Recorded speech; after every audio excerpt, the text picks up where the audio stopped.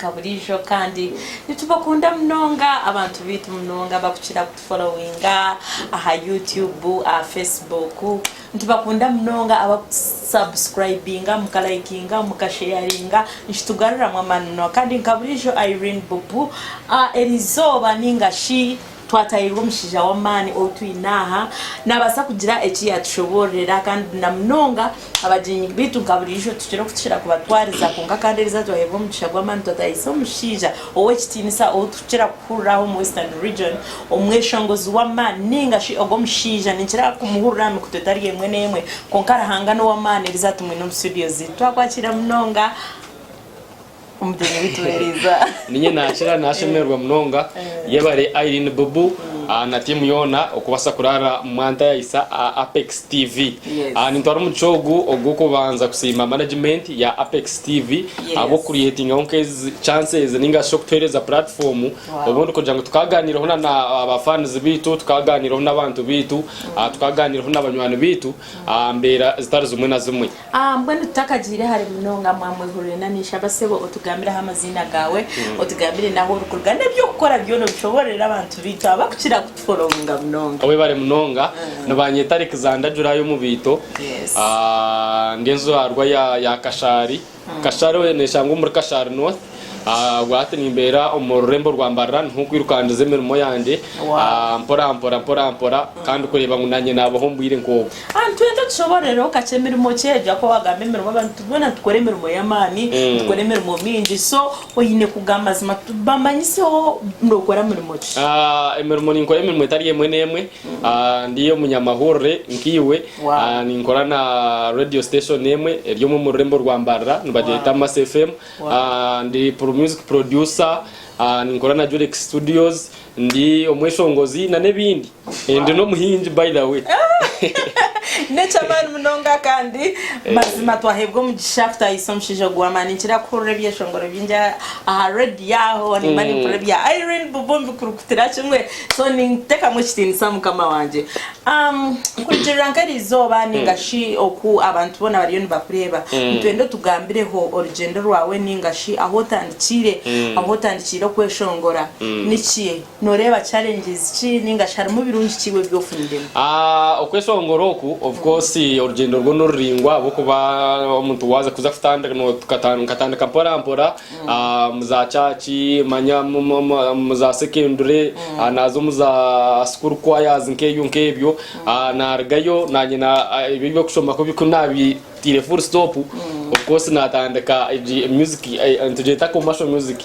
music mwenda at least kutana ko kuba serious ukamenya nanye nibasa kuzo mu studio and codinga keshongoro kanje katerwe kahisa abantu mujisha so mpora okusya agamajingo ako bakunguba ndeba mbero byenyuma aho it was last year kareba wakora w'ikivuro chamani echabye kimwe abantu bamani atari omwe nomwe kandi ekinde cyo busasa munonga kinkwishikaho omwakogo inoko yizire okafuna hebizibo okafuna accident akumanka kwerebera kandi kanyebeyireho so accident ejo ekurabize tamazima ko kurugayo nkokwe uhatukuranga notambura akwa by then oko byami okotakwasa kwehindura wa maremyezi nkena ningetano mukaga nami nkijukaje so buzimazime emberejo ekutamburire ta mwene jembe eje mbozi nindingwa munonga konkatsa kugihenda kuri kumikesha ngo twaganira hona nubwo muntu oriyo nareba Apex TV agamajingo obuna wakagaraka mamani it was last year actually song kajikora last year but one 2018 2019 kwa katano nwe nakora concert yanje and it was good so nisima abafanzi aba basekuntera kaganja abizere bakansapotinga ikintu kikabasa kora cyatambara kurunde munonga omahwe 2019 gombwenu gukahwa actually gukahwa mukurunji gukagudereze mukwaje gukatandakaje konkagwasha ko gwahenderera mukumi ukatandakaje abo komwe omwakogwe nkafundamo omukazi kino cyo kubanza point number 1 umwaka ogwe ngafundamo omukazi no twabe byabire actually tukatwine plans nyingi because kunaje umukonsert omwe nakora ibintu bitari mwe na mwe then nko mu 11 nazo mbo mucyara kazi wanje because nkari nakura nareba nguna naguma mu ndandanda kine kiragista kine kirani nazayo twakora program zi buri kimwe cyona turukuteka ku wedding officially actually kwa kuri kwa kashatu ebirabo na munana twasa kwa kashatu kwa 2020 nkaritana karumudeta 2020 nyiwe kashanga sta so kwa kashatu tukatwa setting nebero because ebinje bukaba byahwire but finally habwa accident ya leta ebintu mwe byaje bitabya postponed byaba postponed so ngenda kusharinga ho kace na accident cyo kuyatambuye tukajya kuri Christmas kurunje munonga ebirabo na bitano ebirabo na mungaga twashemerwa ebirabo na musanju twananuka ebirabo na munana mpaka ebirashatu na chumwe no mango moto kuba yino mugore of course ekatambaraje konka by then tukatanje kutura nawe nkaba yet because tukant planninga ngutsu nza kutura hamwe after official wedding that is yabiryo kwa kashatu so abana mwenda 31 tukatwina of course nkabesho ngo tukatwina hantu hinje ho kuza kugira ki ku performinga that first no manya abantu bambataho umwaka no baba excited so twagenda twa performinga nabanywana banje nagaruko muka wanje nabyama chabanza omukasheshe ni mukakasheshe kare munonga nayetereza na nazwara ndukwenda kuzachachi then narga chachi tukatwine concert somewhere then kunda marengerenta kutura mare bya service mwenu kachibanza kusimarango waturabyo mwaka tuze kutera umuziki kugira ngo tutambureje but unfortunately kunabe narganto muka ninzoraka kuba bakumanya mbarara no badimanya ninzoraka kuba kunabe narganto kacumuka naika aho ntaka mwentake no makashishe wargo umuntu of course tokikano yeri nkap tokikano temberaho ninga no yakuberiki no jena paramporo kama zebundi nkore mu ba physicals then we bare munonga so kuna be naika round aho tinkumanya mazima picha hiya dizireta picha hiya rojiri kuchekija nkaza kwecyusya